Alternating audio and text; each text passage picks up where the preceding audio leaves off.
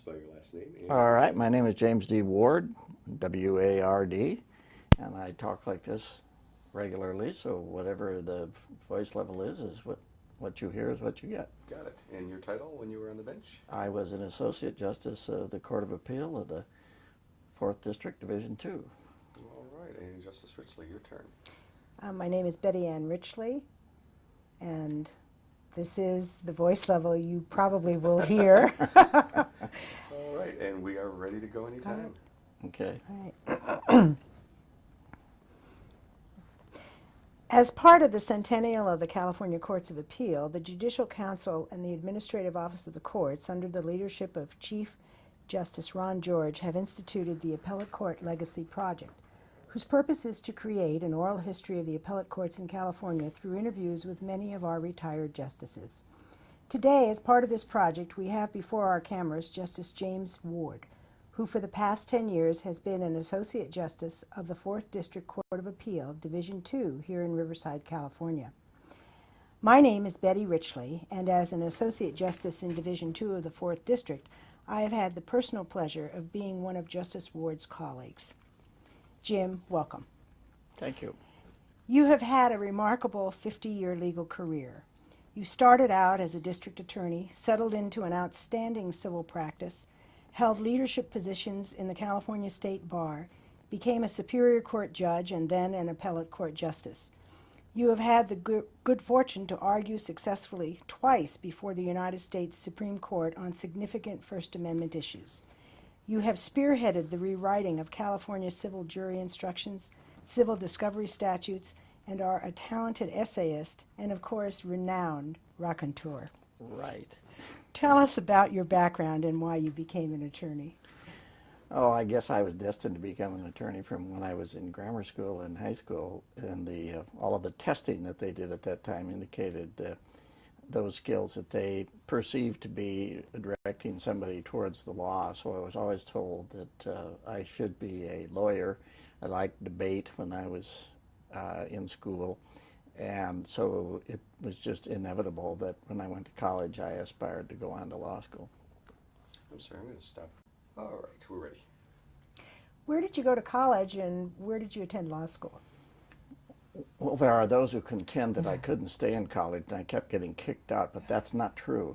The fact is I graduated from the University of South Dakota after having gone to a number of schools, including some in Europe, because I dropped out for a while and went to live in Europe when I was a kid.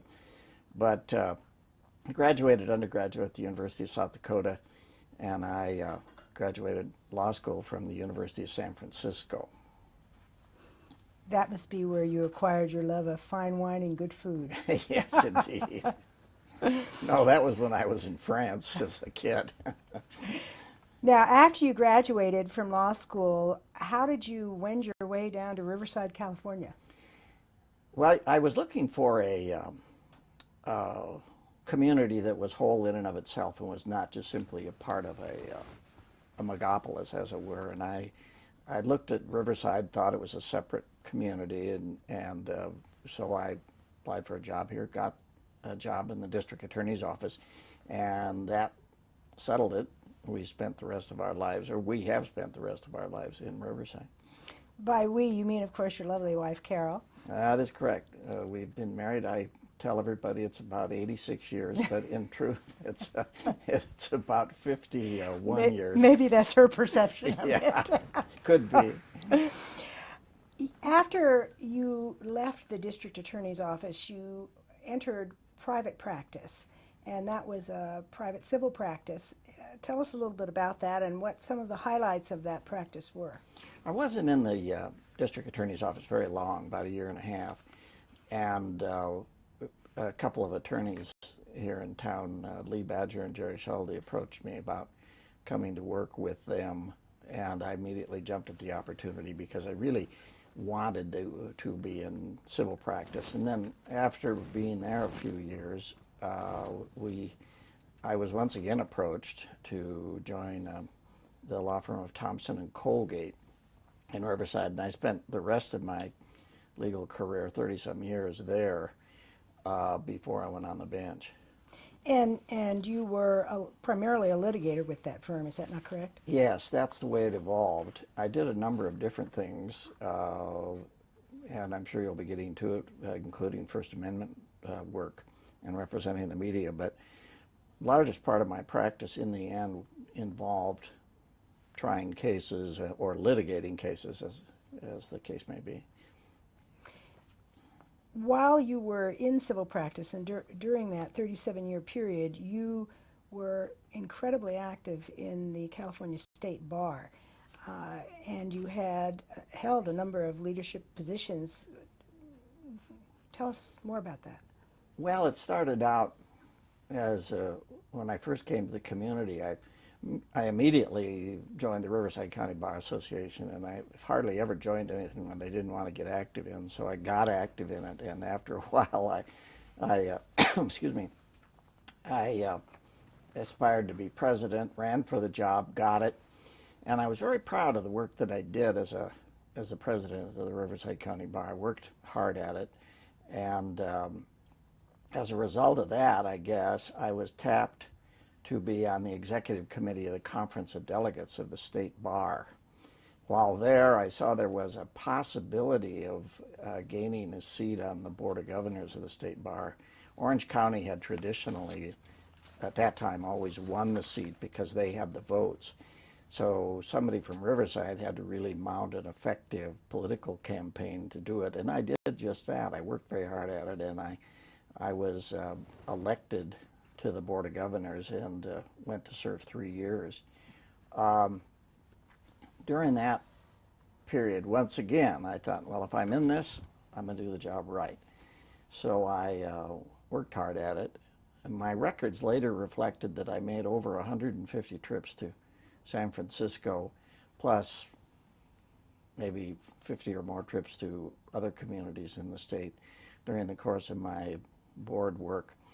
And I spent a lot of time doing it. In fact, I think it impacted adversely on my law practice, but I worked really hard at it because I felt it was important work, and it got me involved in a lot of things, and that I transcended to after that.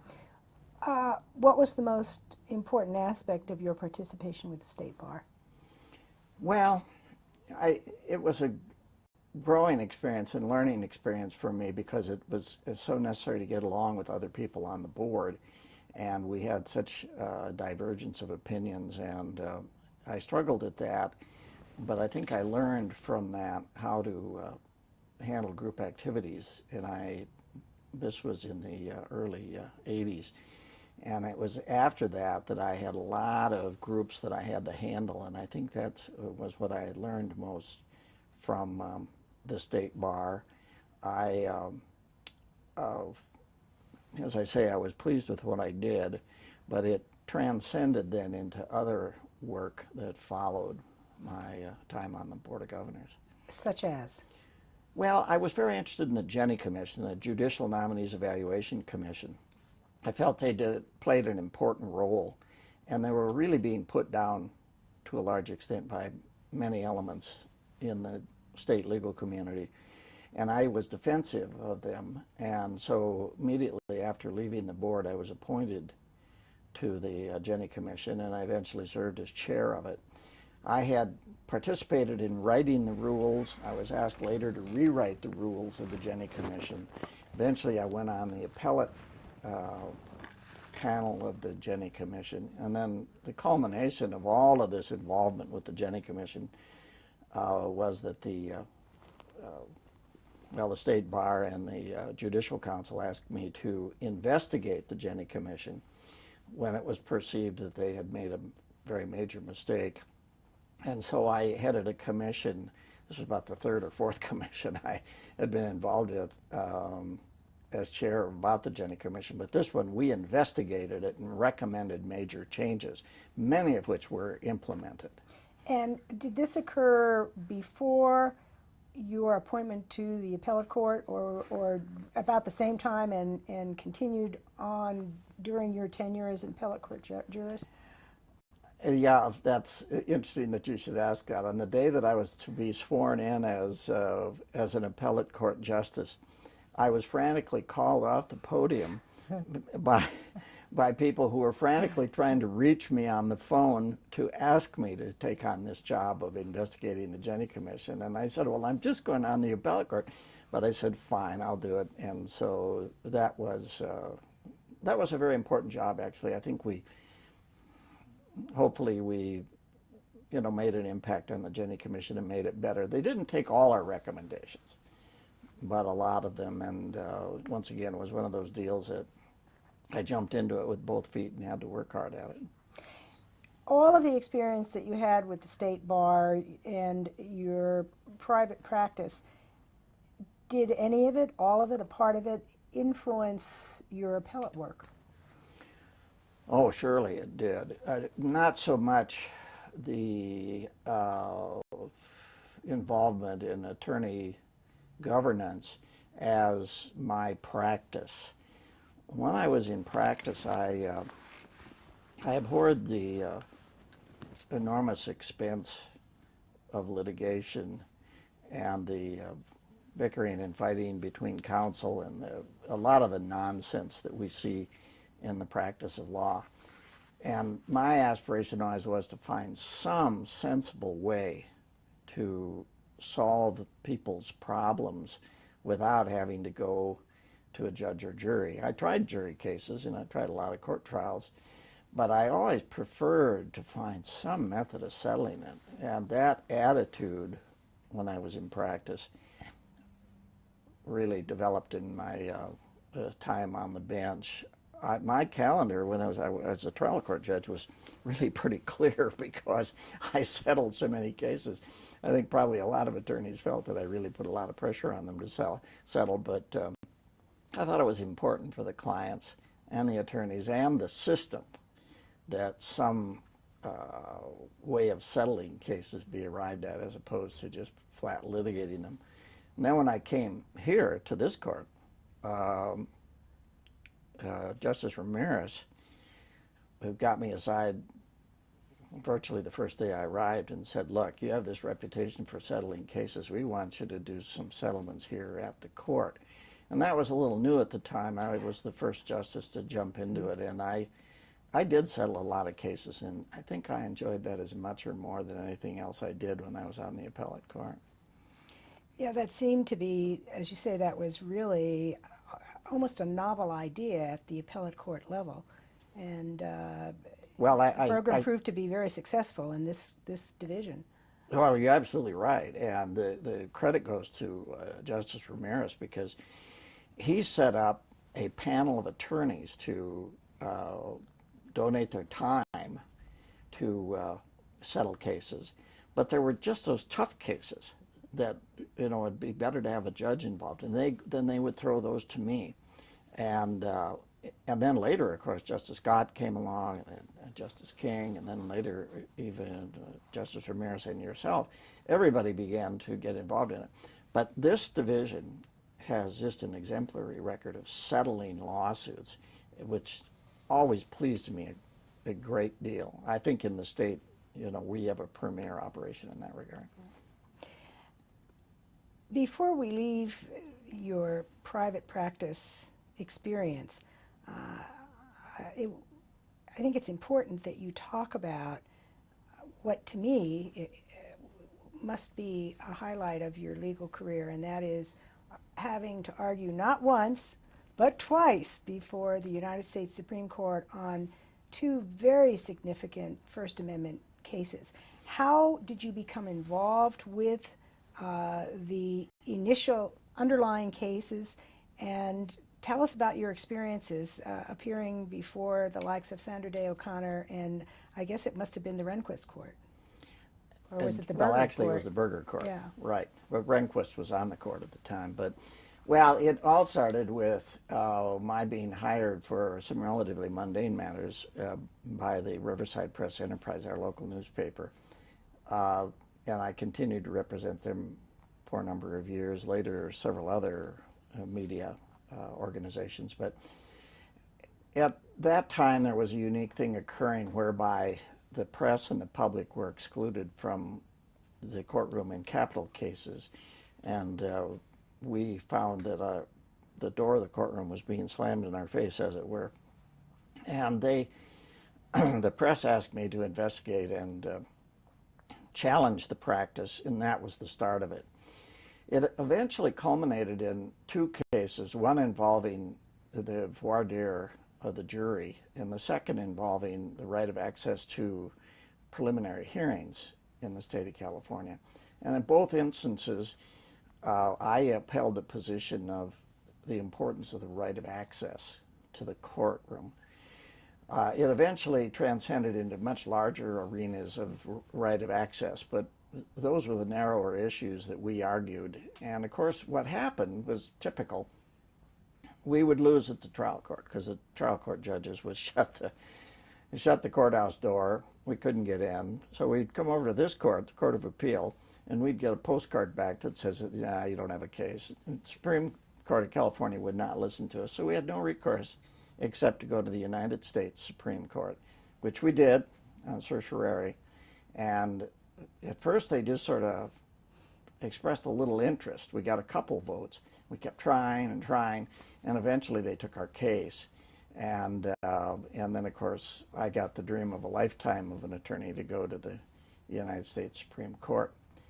I was a small-town lawyer, as it were, and there were the big-shot lawyers who will go unmentioned, but some of them even called me on the phone broadly suggesting that, well, maybe with their experience, they ought to argue the case, and you're just a small punk lawyer, what do you know about anything? But fortunately, my client said, "No, you're our man. You take the case and argue it." So I went to Washington, D.C. a number of times, actually, and all of the media people across the nation rallied to say, "We're going to help this guy." And so they had, time after time, we had mock trials in Washington and elsewhere, and time after time, they'd spend all day long just cutting me down to size, beating up on me. And so by the time I got to the Supreme Court, it really wasn't that frightening because I was really well prepared, and thanks to a lot of really good and very smart lawyers who prepared me. And so I argued the case, and one interesting thing that was really fun was that Justice O'Connor had a particular interest, and she wanted to press me on the point. And I knew that if I answered her question directly, that it would cast me in the light of an extreme position that I did not want. I didn't want to go there. So I kept saying to her, "We do not argue that at this time, Justice O'Connor." And she let me say that once or twice, but then finally she said, "Mr. Ward, that is not a satisfactory answer." And she came down hard on me, and I said, "Okay." And then I unloaded on her, and I told her my extreme position, fearful that it would harm me, but in the end it did not. And she says, "Well, it sounds to me, Mr. Ward, like you plan on coming back." And I said, "I will be back, Justice O'Connor." Never believing in a million years that I would be. But anyway, as it turned out, I did go back just 2 years later and argued even more significant issues at that time. And she looked down at me and smiled and says, "Mr. Ward," she said, "haven't we had this conversation before?" And I said, "Yes, we have." And then it was funny because she actually asked me, she made me go to yet another extreme position. And then she says, "Well, do you plan on coming back again?" Well, I wasn't quite so bold that time. But in any event, years later, I really became friends with her, and we had conversations about that, and it was really quite amusing and enjoyable. But it's a wonderful experience going to the Supreme Court. It's just beyond any experience that a lawyer can have, frankly. With all of that in mind, having argued before Chief Justice Berger, Justices Rehnquist, O'Connor, what appellate jurist most influenced you? Well, That's an interesting Or question. jurists, I might add. Yeah, Not right. That's an necessarily interesting singular. question. I think I'd maybe reduce it down to a more local level. Um, well, there were some jurists that impressed me because I wasn't very pleased with what they did to me, but that will go on. We won't go there. We won't go there, right? But if we go to this court, I just admired so much the scholarship of Marcus Kaufman, and but as much as I admired that, in the end, I think the justices that I admired the most and maybe got the most out of what they did were those who had this friendly, to use the word collegial, attitude towards the practice of law, towards appellate practice and making appellate decisions. People like Joe Campbell and Jake Hughes. And while scholarship is extremely important, I think there are other very important qualities of a justice that I found in them that I tried to emulate. Because frankly, I'd never considered myself smart enough to be anywhere near like Marcus Kaufman. But bottom line is that from a standpoint of admiration, that's where I would be coming from. You mentioned the word collegial, and that naturally segues into a topic that I know is near and dear to your heart. You were quoted once as saying, collegiality is the most important qualification for an appellate jurist. I'm going to let you wax eloquently on that subject. Why do you believe that, and how does that characteristic, in your opinion, affect the work of the appellate court? Well, that's really easy to answer because, as they test judges in personality testing, a greater percentage of judges are introverts than extroverts. You obviously don't fall into that category. Well, that's what people say. But it's probably because it's a scholarly pursuit, and there's academicians that come into it, et cetera, et cetera. But the bottom line is that you can't have somebody doing this job who is so insular that they retreat into their office and don't pay any attention to the outside world. You have to have, in my opinion, it's so important to have people who want to be involved, and that involvement is not just in the community, but it has to do with the involvement with their fellow justices. I have been friendly with most of the justices of the Supreme Court for many years, and those that I most admire are those who seek consensus there and work with their other justices in working things out. One of the things which I'm probably the most proud was that there was a conversation to which I was not a party, but was reported to me. Somebody asked another justice of this court, well, do you justices get together very much? This was before I came on the court. And the answer was, no, not that often. And they said, well, when Jim Ward comes on, you will. And in fact, I made an effort to try to get us all together and associate together at lunch, coffee. In fact, you had an unusual appellation given to you, didn't you, in that regard? Well, I can't remember what it was, but I hope it wasn't bad. Social? Oh, yeah. Exo? Yeah. Never mind. We won't go there. Yeah, that's right. But the fact is that I think that it's important to get along with one another because, I say we, when I was a justice of the court, we all had our own opinions of the cases that came before us, and we would disagree. And that was a good thing, because if we were ever all on the same page, then something was wrong, and the system wasn't working. So it was built in that we were going to disagree. Okay, that being the case, how do you go about doing that? Do you fight with one another, retreat to your chambers and get mad? No, you don't do that. You remain friendly, but have friendly disagreement, and that way the system works best. That's why collegiality is so enormously important. And I applied it not only here, but on everything that I ever did, on the commissions I ran and boards that I served on. My first order of business always was, where are we having dinner tonight? Because I felt that it was important to break bread together in order to be able to talk with one another and let the system work. That isn't to say you compromised your firmly held point of view, In fact, you were much more effective in presenting your point of view if you could talk to somebody about it. That's the whole collegiality gig that, as I see it. So you really believe that it's not just having to do with this a veneer of friendliness, but that it is a characteristic that affects the work product of the court, or can, or should. Oh, absolutely. I was involved. I interviewed literally hundreds of people who wanted to be judges. And in many instances, that involved people who wanted to be on the appellate court bench. And I always looked for scholarship, of course. Were they smart enough for the job? But I felt it was more important to look for their people skills, because a trial court judge has to have people skills every hour of every day that he or she sits on the bench. And an appellate court justice, while not interfacing with the public, has to interface with colleagues.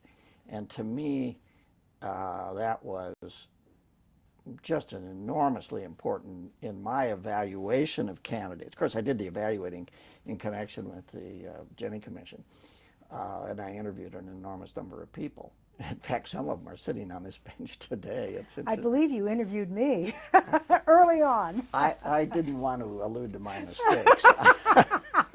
Just kidding, Betty, just kidding. Could we take a brief break?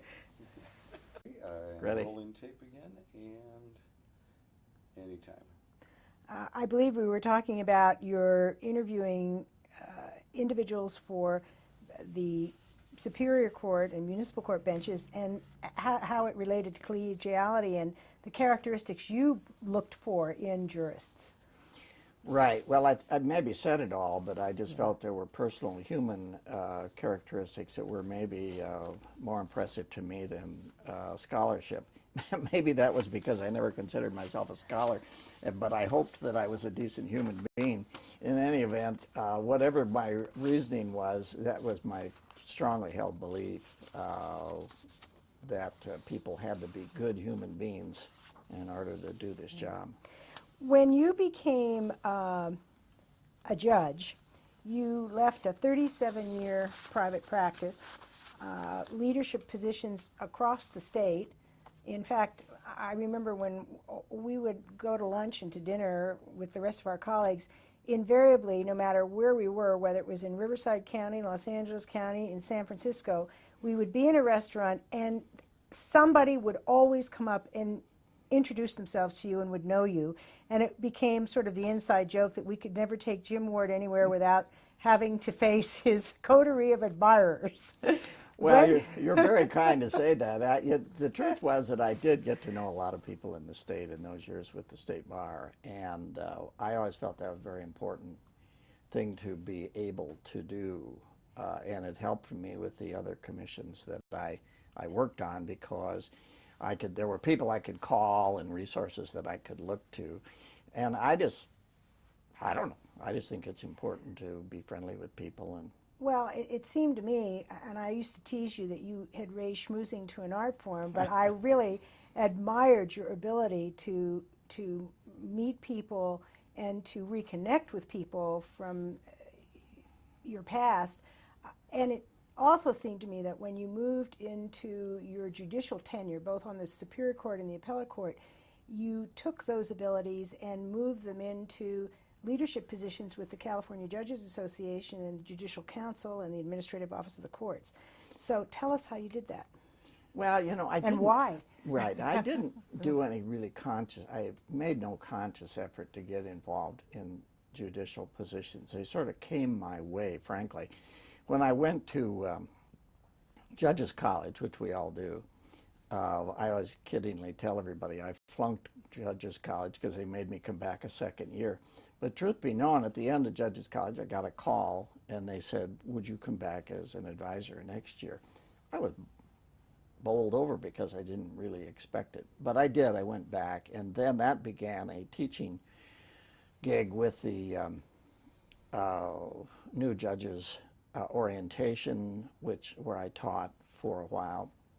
And in the Judicial College, I regularly taught courses there thereafter, and thoroughly enjoyed that. And that segued into other jobs. And then finally, most recently, I've been asked to be on the board of directors of the California Judges Association, which pleases me because I've always had a lot of admiration for that organization.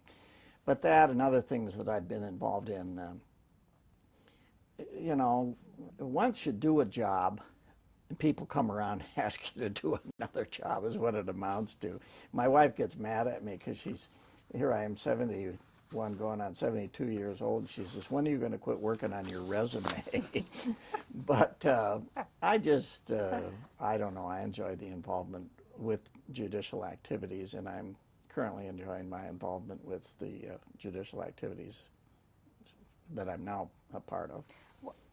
And as I recall, all that has led you into the international arena. Well, yeah, in a way, I was lucky enough to be asked to teach in Prague a couple years back in a course for lawyers from Kosovo.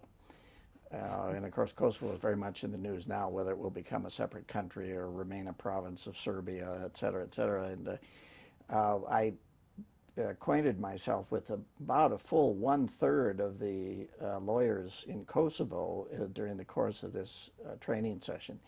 And then another time I had a brief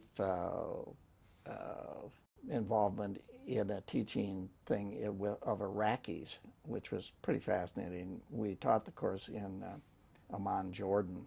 So that's been exciting to get involved in that. Frankly, I'd like to do a lot more of that.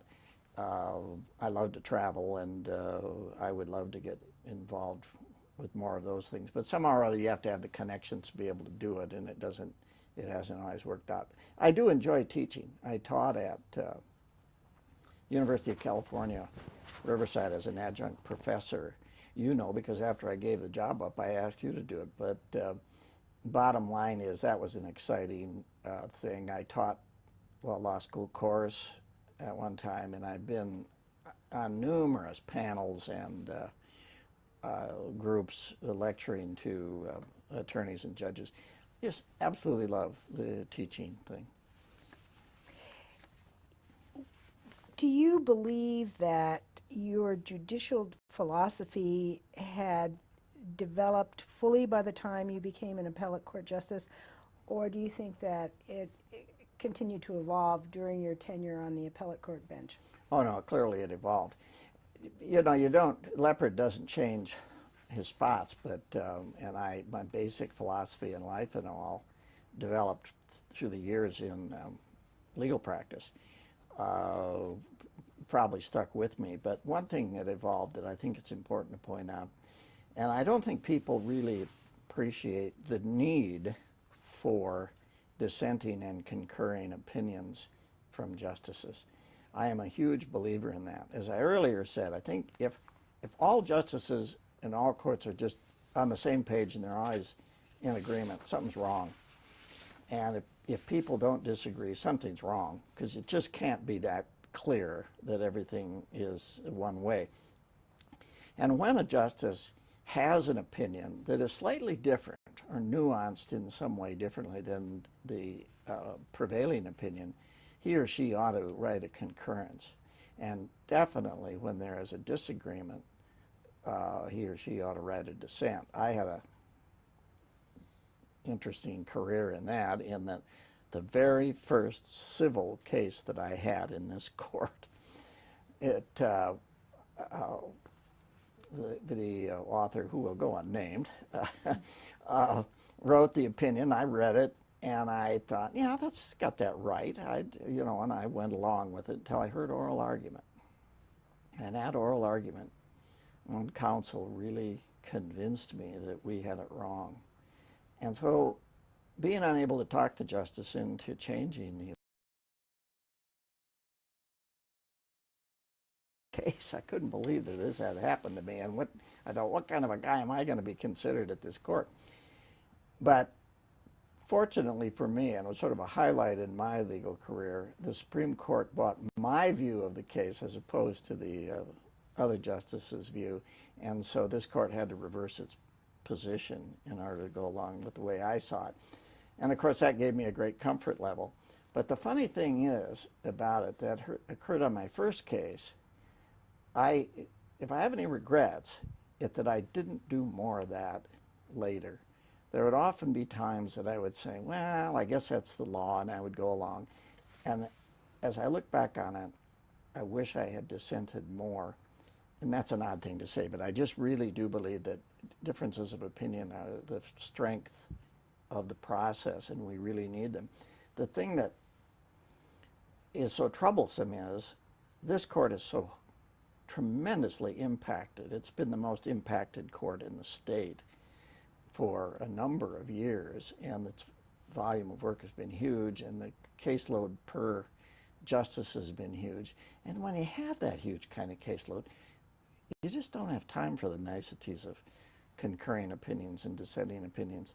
And regrettably, you can't spend as much time as you really wish you could. And that's one thing I wish would change, would be that they would be able to lighten the caseload of the individual justices in this court. What other qualities, other than collegiality, do you believe an appellate jurist should possess? Well, one of the major ones is see the big picture. Because, let's face it, a large part of what appellate justices do is pretty routine.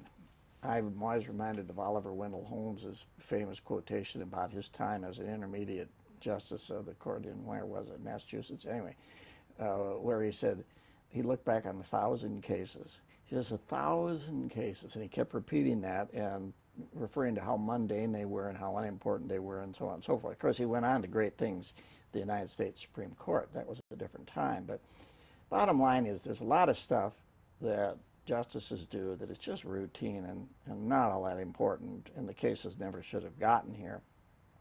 But then there's that percentage of the cases that are so important, and it is so important to evaluate where you're going to go. And while we operate on a case system, whereby you have to live with the facts of the case as it appears in front of you, bottom line is that you want to look at the big picture.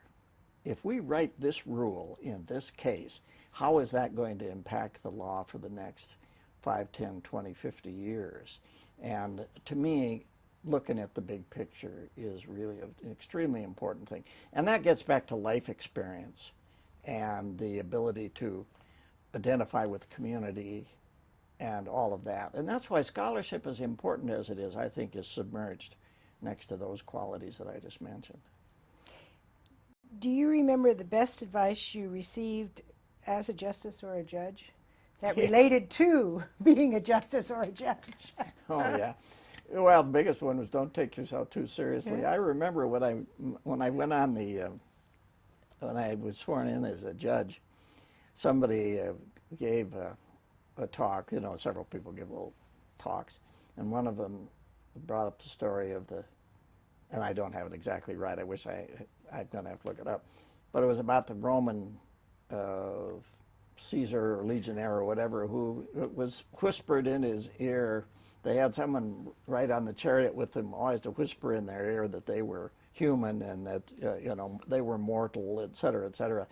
And that's something that all judges have to do, lest we get robitis and become too impressed with ourselves. Don't take yourself too seriously. That's probably the best advice. And all glory is fleeting. Yeah, right. Exactly. And I suppose that would be the advice you would pass on to newer members on the bench? Oh, absolutely. I try to do that all the time when I talk to. I'm beginning to get to the point, though, I've been off the bench now for a year and a half, and I'm beginning to get the feeling that I'm getting far away from it. But to the extent that I still do talk to prospective jurists, I give them the same advice. Don't take yourself too seriously. Look at the big picture and those other avuncular bits of advice that I can give. It's wonderful to reach my age because you can then start being very avuncular with everybody. So I love it. Well, aside from being very avuncular, you also were very productive in terms of your leadership and the things that you did as an appellate court jurist that really moved beyond deciding cases and writing opinions. And I think now of your chairing of the commission on the plain English jury instructions for the civil jury instructions. Well, us about that. that was really a highlight. I spent 10 years actually involved in that. Earlier, I had chaired a commission given the task of rewriting the civil discovery laws of the state. That Chief Justice Rose Byrd and the president of the state bar at the time asked me to do that. And we accomplished it in, I don't know how long it took us, 3 years or so to rewrite the civil discovery laws. And perhaps based on that, when Justice George decided to do something about writing plain English jury instructions, he got me involved in it. And Justice Corrigan of now the California Supreme Court and I split the job. She took the criminal, I took the civil, and we started back in... When you were a baby. Yeah, when I was still wet behind the ears. That was back in 96, 97 that we started doing it. And we had to because of circumstances with Badgie and with the jury instruction committees in Los Angeles. We had to start from scratch. So we wrote on a blank slate and completely wrote new jury instructions. I took a little pride in the fact that we completed the civil ones before they did the criminal, but they had really a tougher job in many ways. But the bottom line was, it was really a labor of love, and you had to be dedicated. And my job was to be the leader of the band. And to be frank with you, that was a lot easier than the job allocated to the people who were the members, because they had to do the academic grunt work and they had to do the study and all I had to do was get everybody to schmooze and have dinner on Thursday nights in San Francisco or elsewhere. No, I'm kidding. I did have to work very, very hard to develop a consensus, and that was always my style, was that we would hammer on sometimes a single point, a single sentence for an hour or more, and looking always for a census. And then sometimes my fellow, the commissioners on my commission would finally say to me, "Why don't you go to a vote?" And I'd go, "Well, let's see if we can get a consensus." Sometimes we had to, and I'll never forget, one of the most dramatic votes involved an extremely significant point that went across the board. And the split was 12 to 12, so it was left to the chairman. Well, I had anticipated it, and I was able to decide without missing a beat.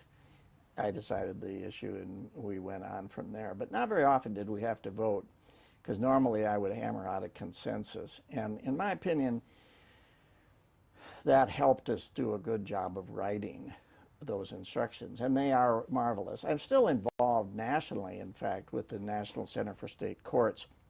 We're holding a conference in Ohio in March, which I just had a conference call on just yesterday morning, as a matter of fact. And I've spoken in Washington, D.C. and New Orleans and elsewhere on the topic of jury instructions because of my involvement here in California. And California is looked to as the leader in the nation for having done this job, and everybody says, "Wow, you really did a great job of it." And and I take a little bit of pride in the fact that we did. In fact, we were laughing earlier that right behind my head, coming out of the top of my head, are the volumes that are on the shelf. And somebody said, I think it was the Chief Justice actually, said, "Well, that's going to be your legacy." And I guess in a way it is. But I know full well that it was the work of my committee. It wasn't me. I was just the guy who shepherded them around. That was what my job was.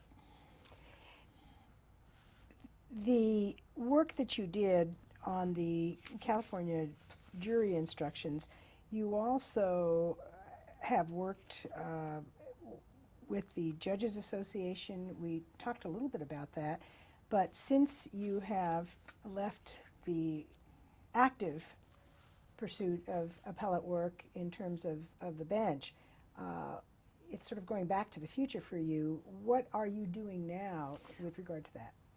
Well, that was really an interesting development in my life. I didn't really understand what happened after you quit being a judge. I always thought, well, you were just a retired judge. But there's been a lot of debate of late about the role of retired judges and the role of mediators and arbitrators. I've gone to work with JAMS as an active mediator and arbitrator, and I work quite a bit doing that. But vis-a-vis the state bar, I was required to become a member of the state bar again.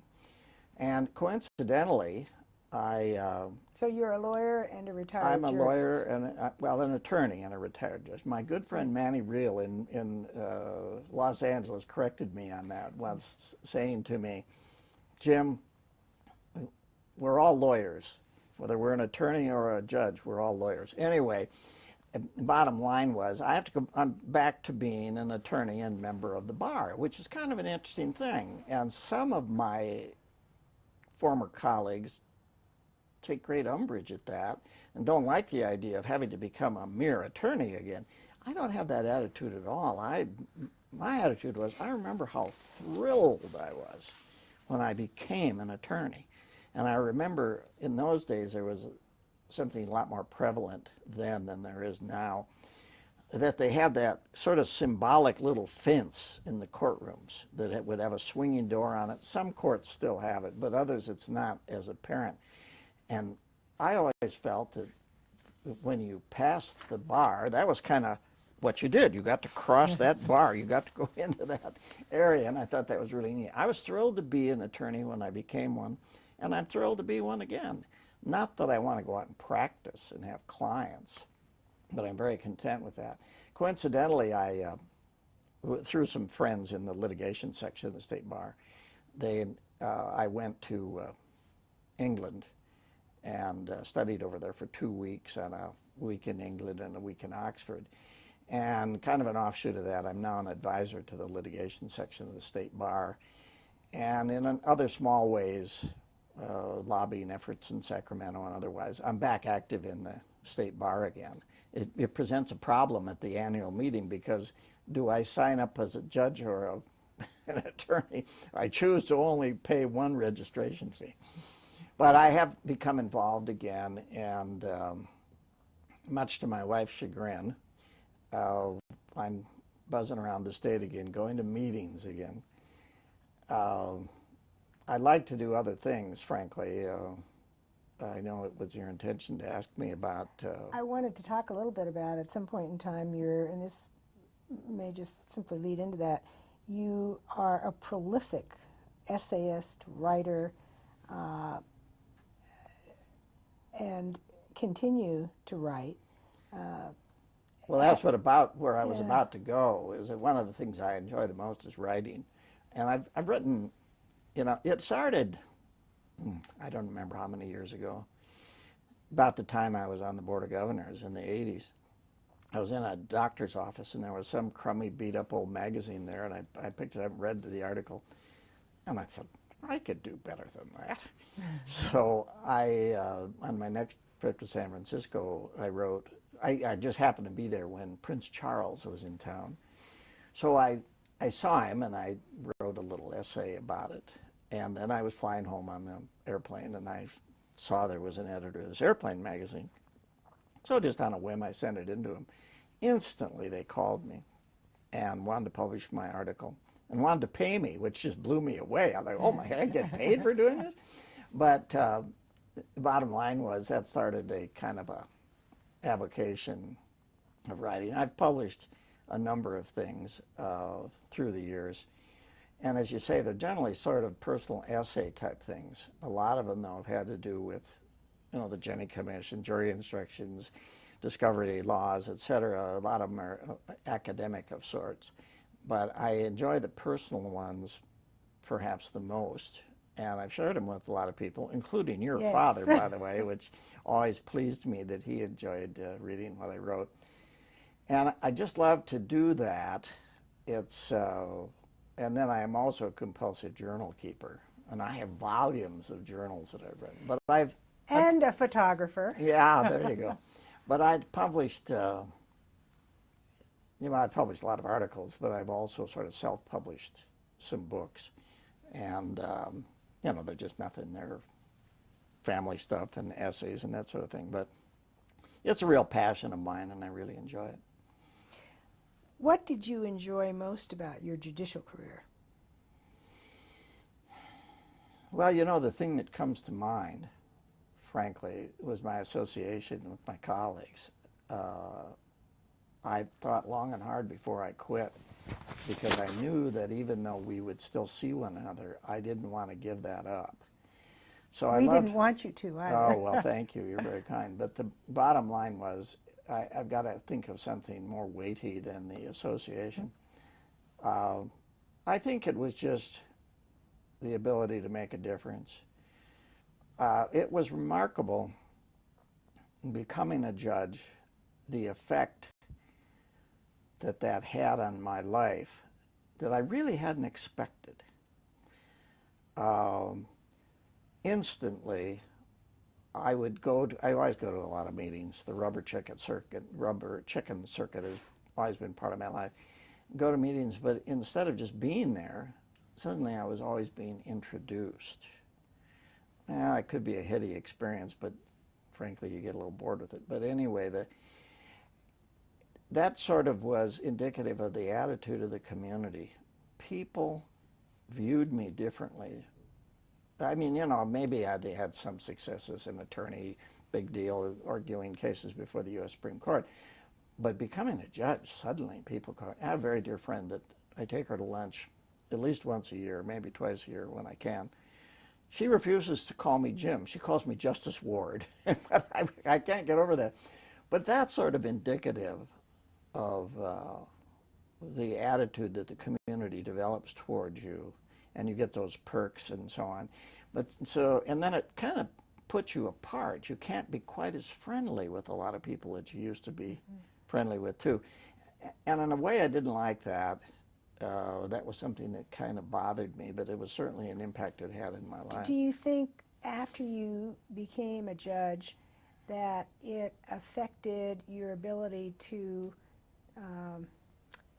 serve on community boards? You've always been so active in Riverside. People refer to you and your colleague, Judge Maselli, as Mr. and Mrs. Riverside. Yeah. But Well, do you that's feel very that kind. it's helped you, hindered you, or been a benefit? Well, a little of all of the above. When I went on the bench, I had to resign from a number of organizations. One because they didn't allow women in it, another because it was a lobbying group, and others that were political in nature, and I had to abandon all of those things. And I could only get back into them partially as a retired judge too, frankly. And so to that extent, I had to pull away from the community a bit, which bothered me, frankly. And now that I'm more free to get back involved again, it's kind of fun. I just have been serving on a commission that's investigated the election procedures in the county of Riverside. We just rendered our report as to whether we ought to have paper ballots or electronic voting. And that sort of thing is fun for me. I really thoroughly enjoy being involved in the community in that way, and I kind of welcome being able to get back into doing that. So it's a mixed bag as to when you're a judge. I think some of the rules regarding judges are a little too tightly drawn, that they ought to be able to be more free to be out They and about. isolate you too much from Yeah, the right. community you're sworn Right. to serve. And to some isolation is a bad thing for judges in my mind, as I previously expressed. In any event, it's been a great run. I think being, you asked what I liked. I hate to say it, but I did like some of the perks, you know, getting to ride with the CHP and so on and so forth. Now I have to make my own way, but the fact is that being a judge was a wonderful life, and it was a real highlight. It was interesting to me. I have a philosophy on it. when I became a trial court judge, which was beyond anything I ever imagined I would get or be, I quickly learned that it was easier to be a trial court judge, as hard as their job is. I mean, they have a tough, tough job, hour by hour, minute by minute, making decisions, and nobody else to help them. The trial court judge is a very lonely job, and in many ways, and tough, tough job. But as tough as it is, it's easier than being an advocate and being an attorney, because all you have to do is seek the right and make the right decision and listen to hopefully two capable advocates on both sides of the issue, and then make the decision. I never had trouble making decisions, and so that was easier for me than taking maybe kind of a bad case or a bad client and trying to make satin out of a sow's ear, you know, Yeah. and try to develop that. The advocate job is the toughest, and a judge's job was in that sense a little bit easier. The interesting thing then was when I made the next transition as to being on the Court of Appeal, in my opinion, as tough as your job is and as tough as the job of being an appellate justice is, it was easier than being a trial judge. And why? Because of the association with other people. You never did anything alone. You always made a decision with two other justices. You never were alone in making decisions. You always had at your elbow wonderful research attorneys. And that's an interesting distinction, because I think lay people in the community, don't have a sense of what it is the appellate court does, what the justices do. We hope these interviews will help that perception a bit, but that you really don't work in isolation.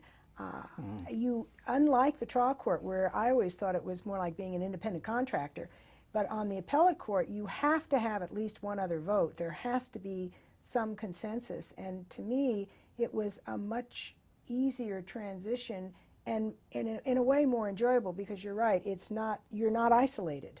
Although most Right. people think we work in an ivory tower, it really is not It isolated. isn't that way at all.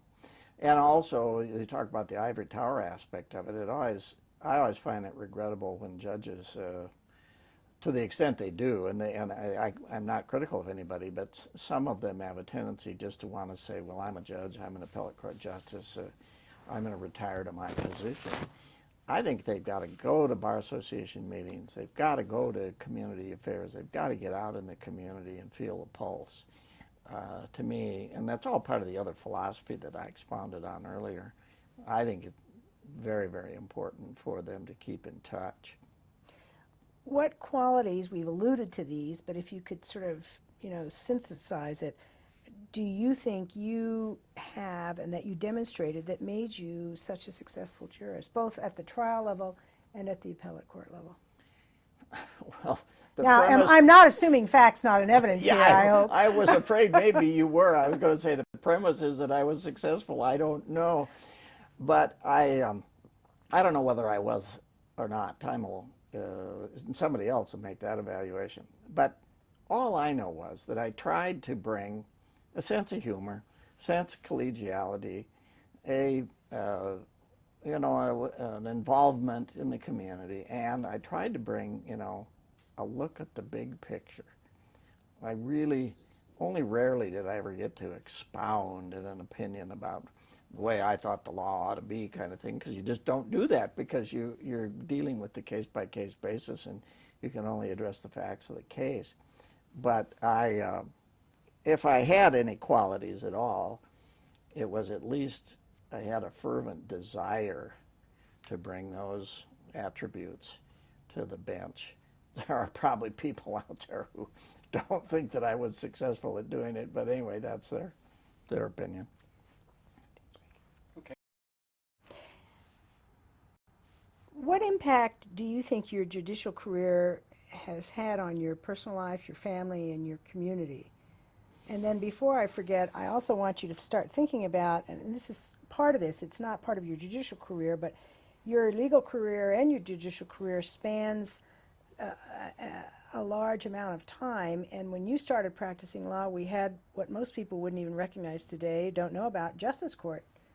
I did practice in front of the so- justice courts. It was the first lawyering that I ever did, as a matter of fact, right fresh out of law school. And in those days, particularly in Riverside County, more so than in other parts of the state, we had a number of justice courts in small communities. The judges were lay judges. One of the ones that was most interesting to me was a man in a nearby community. His day job was, or his regular job was, the projectionist in the movie theater. And, but he got elected justice of the peace, and he was in a court that had a kind of an interesting history. You may be familiar with the saga of Willie Boy, the Indian, renegade Indian, Yes. and then a very bad movie was made out of it with Robert Redford. But one of the posse in that thing was a colorful character by the name of Joe Tutane. Well, he was the bailiff of this court that I was referring to, and I had a chance to meet him, and I found that amusing. But going in front of this particular judge was always an interesting experience. As a deputy DA, you had to be really careful because he just thought that we walked on water and anything we said was the law, you know. And the first time I was ever out there, he was reading from a case. The attorneys would occasionally take a case to him. He was reading a case, so I can't see, this doesn't seem to say that. And then he was reading the dissenting opinion. But the most fun, though, that I had in the justice courts involved yet another colorful judge who was older, shall we say, very old. And I had some interesting times when I was there as a deputy DA, but shortly after I left the DA's office, I went out and to try a defense case as, you know, a defendant that was a client of mine. And we got ready to go to trial, and I'd asked for a jury trial, which he couldn't imagine why anybody would want a jury trial. But I prevailed on that point, and so we got there and arrived that day for the jury trial, and I looked out in the audience, and there were 12 old men sitting out there in the audience. So he said to the clerk, he says, "Clerk, call the jury," he said. So they called each name, and they went up, sat all in a row, and then he turned to the district attorney and says, "Well, you may call your first witness." And I said, "Wait a minute, Your Honor, wait a minute." I said, I want to question the jury." The judge says, "Why would you want to do that?" And I said, "Well, perhaps some of them have prejudices or biases. It's some problem here." And he says, "Well, what would you do?" And I said, "Well, I might ask to excuse some of these gentlemen." And he said, "Well, you can't. We don't have any more jurors." So in the end, I was stuck with those 12 jurors, but be that as it may, that was kind of a fun experience. There was another judge out in the county at that time who was notorious. He hated jury trials. And so what he would do is if they insisted on having a jury trial, he would put up with it for a short while in the morning, and then he'd invite everybody, the DA and defense counsel and anybody else happened to be around, out to his ranch. And everybody go out to his ranch, and he believed in drinking at the lunch hour. So he would serve drinks to everybody. And I was never a party to this, but I had understood that sometimes counsel got a little bit inebriated by the time they came back, and often cases settled or got resolved short of that. But we had a lot of fun in the justice courts in those days. It was, I tried a case against, probably shouldn't mention his name, although he's already famous in another way. He wrote a famous song with which we're all familiar. That was his biggest claim to fame. But at this time here, he was trying misdemeanor cases in the court in another small community, and he came out, and he was going to teach this young whippersnapper DA a thing or two, but he didn't know how to voir dire a jury. And, you know, he was in my domain at that point. And as I say, that was an interesting time in the justice courts, and that's where I cut my teeth, where I interrogated my first witness, where I made my first argument to a court, and that kind of thing. It was an exciting, an interesting time. And they're gone now, the justice courts. And I understand why, but in many ways I miss them because I think they provided sort of a hometown justice of a good brand. Well, and we have now in our court system, which is so large and diversified, and those are all wonderful aspects of it, but the idea that we have to have or do have community outreach, and yet the justice courts, ironically, that was just acts. That was the ultimate Yeah, outreach. yeah. Well, things are so different now with the unification of the courts, which I supported at the time that it came about, but I have since begun to wonder, frankly, whether it was the wise thing to do. It seems to me that intermediate or stair-step courts had certain advantages, and then the other thing is the centralization of the courts in one place, specifically San Francisco. I supported a lot of those movements too, but sometimes I rock back and wonder whether local court control isn't a better way to go. I don't want to create a storm of controversy, and I'm not about to start throwing my body in front of the Caterpillar tractors, but the point is I sometimes wonder with this monolithic control of the court system whether it's all that good. I think it has an effect on the perception that the community has about the courts. In the old days, when in many communities there was only one judge, people looked at that person as it was always, in those days, it was always a man, white, male, and fortunately that's all changed. But I mean, in those days, that's our judge. And anymore today, the community doesn't have that sense of it. They don't know who their judges are. There's so many of them. And then the courthouses, like here in Riverside, we have a wonderful historic courthouse, and there's a certain community pride and involvement in it. And this is our courthouse. And of course, it was built at a controversial time just over 100 years ago when Riverside wanted its own courthouse. This is our courthouse. Well, anymore, courthouses aren't going to belong to the community. They're going to belong to the state. Well, they do already, in effect. And I guess I'm old-fashioned, but in a way I kind of miss the old way of doing it a little bit. Well, we were talking about, or at least I alluded to the fact that your judicial career had to have some kind of an impact on your personal life, your family, your relationship to the community. And we get back to that idea of the community, and how did your career, or what impact do you think it had on those various aspects of your other lives? When I started out in the community, I was eager, frankly, always a little bit, a young lawyer wants to, make a mark in the community in order to get business. That was one dimension of it. But maybe I'm conceited and it's silly, but I really kind of thought, no, I want to make an impact in the community. And I got involved, I was president of a lot of local groups and did a lot of work locally, and I at Kiwanis Club and blah, blah, blah, and the whole shot. And I really was interested in doing things in the community.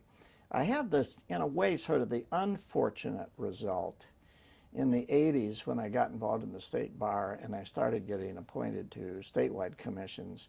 My work began to focus more on a statewide level than on the community level. And I'm finding that now, in a way, I'm trying to come back home a little bit and get a little bit more involved back again with my community. And that's just been kind of unique in my career. That isn't the case, I think, with the typical judge. But the judge, I don't want to go over it again, but the judge has to beware of being appointed to the position and then getting alienated from the community. During the span of your legal career and your tenure on the Superior Court and the last 10 years that you spent on the Appellate Court, have you noticed or seen or perceived a shift in the attitude of the public toward the legal profession and the bench? There is a little bit more of this remoteness and the court process, not a little bit more, a lot more, the court is just another bit of big government out there. When you have a bench of dozens and dozens of judicial officers and a huge bureaucracy, it's running the system, it's a little hard for the community and individuals that have to come into the system to feel warm and fuzzy thoughts about it. The old days of the sort of the avuncular, to use the word again, judge, you know, propping the little juvenile who's had a scrape with the law up on his, of course then it was always a he, but his knee, and talking, you know, no nonsense to the child, and in an extension to that in a way, talking to the community. We've lost that, and we now are enmeshed in a giant system, huge court process. Obviously we're the biggest court system in the world, and far and away. And we have a public philosophy in this country of matters ought to be referred to courts. I've traveled a lot, and that's not universally true in the world. You know, our courts here are so much more active, and we have so many more courts and so much more involvement. It puts a huge burden on those of us that are judges and those of us that are lawyers or attorneys, whatever the case may be, because we as a society we become involved in the justice system so much more. And we live in a very complex society where things aren't figured out quickly or an easy way, and so we go to the courts all the time. That isn't true around the world. But when things get big, they get impersonal, and it gets difficult. So that's part of what I see. And I mentioned before about seeing the big picture. I think the other thing that a person has to do is see the little picture too, because you've got to look down at a person who's appearing in front of you. They're the 10th matter on your law and motion calendar of 26 matters, and that person's the first time they've ever set foot in a courtroom, and you're going to make a decision that's really going to impact on their lives. And you got to look down and say to yourself, am I doing the right thing for that person? And that's hard to do, but I think we have to overcome the bigness of it. And that's what I worry about in today's judicial system versus the one that I came into. Because I knew, you know, the judges when I came on board, and I knew them at a distance. I was a counsel appearing in front of them, but now you don't, you know, you just don't know the judges because there's so many of them. And that change is a little tough for me to take. And it, you know, it raises all kinds of issues. Do you think that in the judicial education arena, those issues should be addressed? And if you were king of the world, how would you deal with that?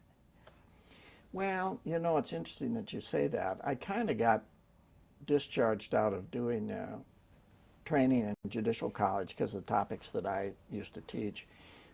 Some dean of the college phased them out. And I missed not teaching there because I always tried to impart a little of that philosophy to judges that I encountered. And I tried to impart it to judges that I know that come on board. But, you know, nobody listens to me anymore because I'm an old has-been. But bottom line is, I think judges really kind of have to very often rock back and look at their impact in the community. Maybe there'd be a way that, you know, judges in retreats or in special kinds of gatherings and seminars would listen to the public and ask the public questions you're asking me. What's your view of the judicial system? How do you feel about it? And if they knew, you know, how they felt about it. It's always interesting to be a witness. I don't know if you've ever been a witness. I've been a witness in various cases. I've been an expert witness too, but I mean, when you're called to testify and you're brought into that grandeur and power of the court, and that gives you a different view of it than when you're sitting there with the black robe on. So I think it would be good periodic. I loved a segment of some TV show, I don't even remember what it was, involving doctors. And the chief resident or whatever it was made all of the residents wear that stupid gown, hospital gown, you know, because his point was get the feel of the way patients feel. And maybe we ought to do more of that. We ought to put ourselves in the shoes of the poor litigants and the poor attorneys that regularly have to come and appear in front of us. What do you consider to be your greatest legal achievement? Oh, brother, I was afraid you were going to ask me that. You know this is the summing up question. Well, from the standpoint of summing up, when I started out in the practice of law, I looked with such awe at appellate cases that I read. And the thing that just stuck with me was that on the page there, a name appeared.